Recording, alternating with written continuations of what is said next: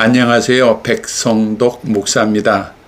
오늘은 예수 그리스도의 재림의 시기에 대해서 말씀을 드리겠습니다. 그리스도께서 오시는 날이 언제인가?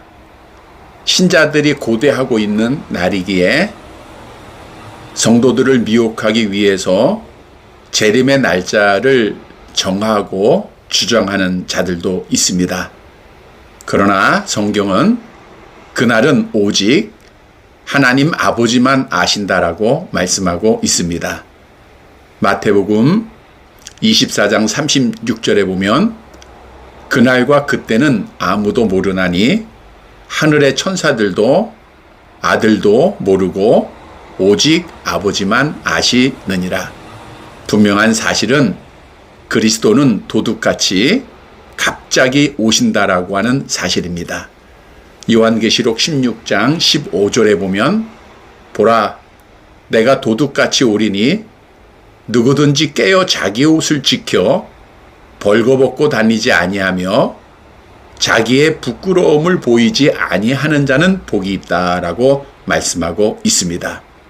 그러면 성경에서 알려주고 있는 재림의 시기는 어떻게 되는가? 대환란 전 재림론을 주장하는 자들은 예수님의 재림을 이중재림, 즉 공중재림과 지상재림으로 구별을 하여 설명을 합니다.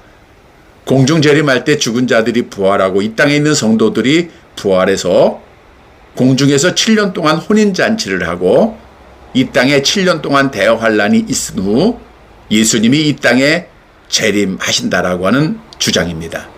이들의 주장에 의하면 우리 성도들은 대환란을 피하게 되는 소망스러운 말씀을 주고 있습니다. 대환란 후 재림이라고 하는 것은 예수 그리스도께서 대환란 후에 이 땅에 오신다는 것으로 이 교리에 의하면 우리 성도들은 대환란을 통과해야 합니다. 물론 둘 견해 다 성경적인 근거를 가지고 있기에 어떤 것이 더 옳다라고 말씀을 드리기가 어렵습니다. 그럼에도 분명한 사실은 대환란을 성도들이 통과한다라고 하는 믿음을 갖고 있으면 손해를 보지 않는다는 겁니다. 예를 들어 학생이 앞으로 시험이 있을 것이다 라고 생각을 하면 그 시험을 위해서 준비를 합니다. 그러나 시험이 없다라고 하는 학생은 시험을 준비하지 않고 해이한 생활을 하게 될 것입니다. 만일 시험이 있으면 준비한 자들은 자기의 준비된 믿음으로 시험을 통과하면 될 것이고, 또 시험이 없으면 시험을 준비하지 않은 자들은 당연히 통과가 되기에 우리 성도들은 대환란을 통과될 것이다 라고 하는 믿음을 갖고 있는 것이 올바른 자세입니다.